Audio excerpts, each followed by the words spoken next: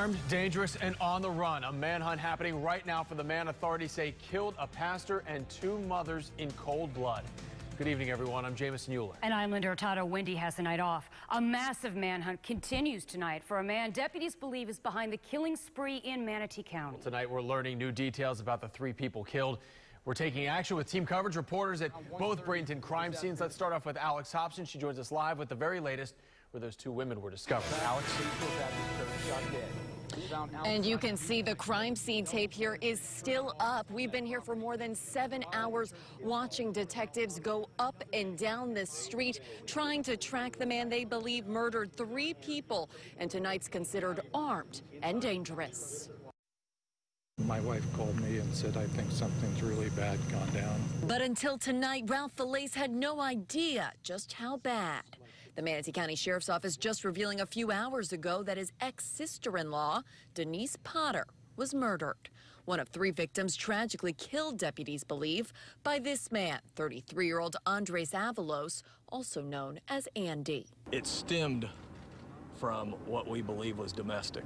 Gathering clues in a complicated crime spree that detectives believe started here at Avalos' Bradenton home on 67th Street Northwest, where today the bodies of 2 women were discovered. Amber Avalos, the suspect's wife, and Potter, the couple's neighbor, who relatives tell us worked in a cleaning service alongside Amber. Deputies think Andy killed the 2 women and then went to Bayshore Baptist Church and gunned down the pastor, James Battle, in what investigators believe could have been a crime of passion. Anyone who comes into contact with this individual needs to contact law enforcement without any delay whatsoever. Leaving neighbors on high alert as the manhunt for the alleged triple murderer continued through the night. I would definitely be a lot better if I knew he was caught. A sentiment certainly shared by Falaise, who's now caring for the unnamed victims in this case, the kids. Gathering clothes and a pet lizard tonight for a couple of boys, including a 12-year-old, now left without a mom. He's a 12-year-old kid trying to be tough, but, you know, it's very hard. I can't imagine what he's going through.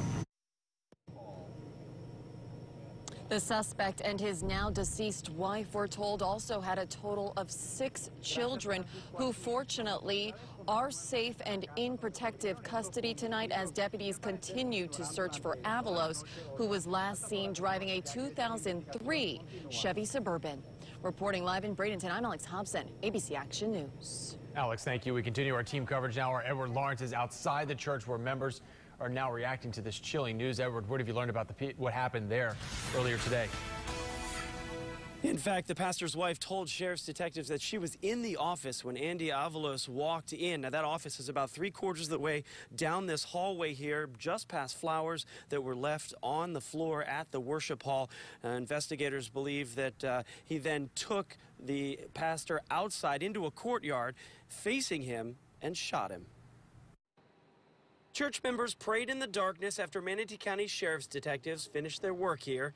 Linda Stewart says Bayshore Baptist Church will not be the same. You must be in shock. I don't know what to think or what to do. She was on the committee a 1.5 years ago that hired James Battle, or Trip as he liked to be called, as pastor. He just, out of everybody we went through, and he just kept coming back up. It just felt so right. Stewart says Tripp had a charismatic personality that people were drawn to. He tripled the size of the church, has a wife and 2 small children. He was the strongest fighter you've ever seen. He would do anything for anybody. The church website lists the accused shooter's wife, Amber Avalos, as the children's director here. Manatee County Sheriff Brad Stubbe says there were words exchanged between the gunman and the pastor. The original conversation was taking place in an office, but the shooting actually took place in a courtyard. The services will go on this Sunday and include a special tribute to the man who helped them worship, who is now with God.